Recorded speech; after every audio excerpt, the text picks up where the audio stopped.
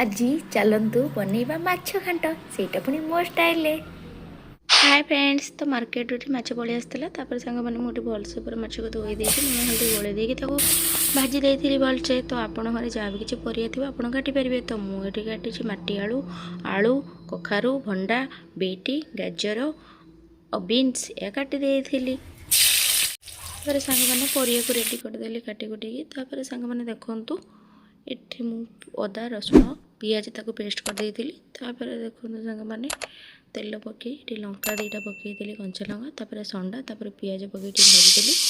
ତାପରେ ସାଙ୍ଗମାନେ ମସଲାକୁ ରେଡ଼ିକି ରଖିଥିଲି ତାକୁ ବି ପକାଇଦେଲି, ଟମାଟୋ ପକାଇଦେଲି। ତାମାନେ ଏଠି ଲୁଣ, ହଳଦୀ, ଲଙ୍କାଗୁଣ୍ଡ, ଧନିଆ ଗୁଣ୍ଡ, ଜିରା ଗୁଣ୍ଡ, ମିଟ୍ ମସଲା ଆଉ ଚିକେନ୍ ମସଲା ତାକୁ ବି ପକାଇଦେଲି। ତାପରେ ଦେଖନ୍ତୁ ମସଲା ଟିକେ ହେଇସାରିଲା ପରେ ଏଠି ମୁଁ ପକାଇଦେଲି ପରିବା ରଖିଥିଲି କାଟିକି ପକାଇ ଦେଇଥିଲି। ତ ସାଙ୍ଗମାନେ ଗୋଟାଏ କୋବି ଗୋଟେ ଥିଲା ତାକୁ ପକାଇ ଦେଇଛି। ଆପଣ କହିବେ କୋବି କ'ଣ ପାଇଁ କହିଲାନି।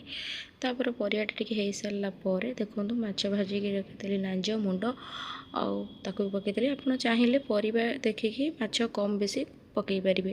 ତ ସାଙ୍ଗମାନେ ଦେଖନ୍ତୁ ଏଠି ବୁଟ ଡାଲି ବି ତାକୁ ବି ପକାଇଦେଲି, ବୁଟ ଡାଲି ଆଉ ମସୁର ଡାଲି। ତାପରେ ତାକୁ ଟିକେ କଷିଦେଲି। ତାପରେ କଷି ସାରିଲା ପରେ ଦେଖନ୍ତୁ ପାଣି ଦେଇଦେଲି ତାକୁ ସିଝିବା ପାଇଁ ଛାଡ଼ି। ସାଙ୍ଗମାନେ ଦେଖନ୍ତୁ ଆମ ତରକାରୀ ଟିକେ ଫୁଟି ଆସିଲାଣି, ଫୁଟୁଛି ତରକାରୀ। ତାପରେ ସାଙ୍ଗମାନେ ଦେଖନ୍ତୁ ତରକାରୀ ମସଲା ଯେତେବେଳେ ପକାଇଲି ମୁଁ ଆପଣ ଭୁଲି ଯାଇଛି କହିବାକୁ, ତ ସେତେବେଳେ ମୁଁ ଗରମ ମସଲା ପକାଇ ଦେଇଥିଲି। ତ ଆପଣ ଚାହିଁଲେ ତରକାରୀ ଓହ୍ଲାଇଲା ବେଳେ ଗରମ ମସଲା ପକାଇ ପାରିବେ।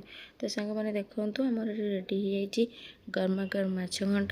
ସାଙ୍ଗମାନେ ଏମିତି ଘାଣ୍ଟ ଆପଣ ଘରେ କରିକି ଖାଇଛନ୍ତି କି ନାହିଁ ଆଉ ମୋତେ କମେଣ୍ଟରେ ମୋତେ ନିଶ୍ଚୟ ଜାଣିବେ। ତ ସାଙ୍ଗମାନେ ମୋ ଭିଡ଼ିଓ ଯଦି ଆପଣଙ୍କୁ ଭଲ ଲାଗେ ଲାଇକ୍, କମେଣ୍ଟ, ସବସ୍କ୍ରାଇବ୍ କରିବାକୁ ଭୁଲିବେନି। ରହୁଛି ସାଙ୍ଗମାନେ, ଜୟ ଜଗନ୍ନାଥ।